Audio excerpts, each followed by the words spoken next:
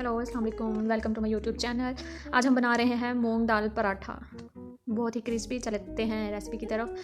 हम ले रहे हैं इसमें सारे मसाले। सब्ज़ धनिया है, सब्ज़ मिर्च है, प्याज है चॉप किया हुआ, खुश्क धनिया, गरम मसाला, और ये सारे आपने एक एक चम्मच ले लेने हैं क्योंकि दाल में भी सब्ज़ मिर्चें होती हैं, सारे मसाले होते हैं, इसलिए हम एक एक चम्मच इसका यूज़ करेंगे।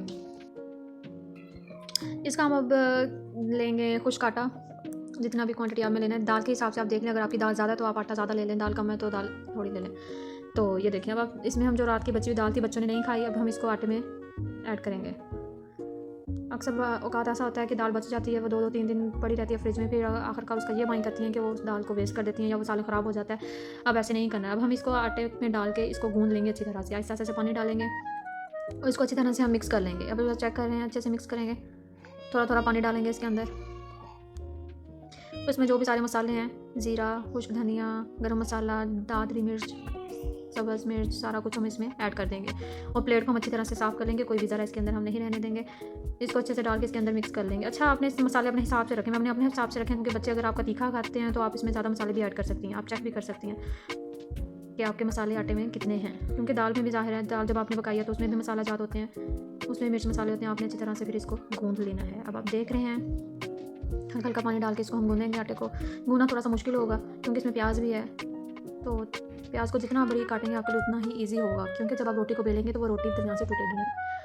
जितना बारीक से आप चॉप करेंगे आप अच्छे से कर लेंगे। अपराध को आपने अच्छी तरह से साफ़ कर लेना है सारी साइड से, ताकि कहीं पे भी कोई आटा ना रह जाए। अब आप देखें,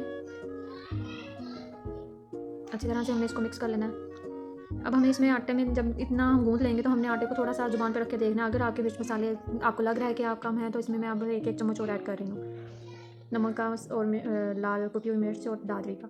इसमें मैं एक एक चम्मच और ऐड करूँ क्योंकि मुझे थोड़ा सा फीका लग रहा था, तो मैं इसमें और ऐड कर उसको पानी डाल के हम अच्छी तरह से हमने इसको गूँधना है।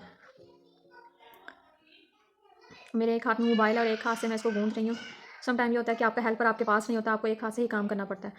तो ये लें, अच्छी तरह से हमने इसको गूँध लिया है और इसको हम एक बाउल में डालेंगे। बाउल में डाल के अच्छी तरह से इसको हमने हल्का सा ऊपर पानी डाल के, हाथों पे पानी डाल के हल्का सा इसको रख देना है। 1 घंटे के लिए हम इसको फ्रिज में रख देंगे। इसके करेंगे अब पेड़े पेड़े करेंगे। पेड़े करने के बाद अच्छा, यहाँ पे एक चीज़ आपने ज़रूर नोट करनी है कि पेड़े इसके ना आपने बहुत ज़्यादा छोटा पेड़ा लेना है और ना ही बहुत ज़्यादा बड़ा लेना है। छोटा करेंगे तो ज़ाहिर है वो छोटी सी टिक्की सी बन जाएगी। बहुत ज़्यादा बड़ा करेंगे तो बड़े में ये होगा कि ये जो इसकी रोटी है वो ज़्यादा फैलती नहीं है, नॉर्मल रहती है। अब हम इसकी रोटी बेलेंगे। ये देखें, अच्छे से इसको बेलना है ताकि वो हर साइड से टूटे ना।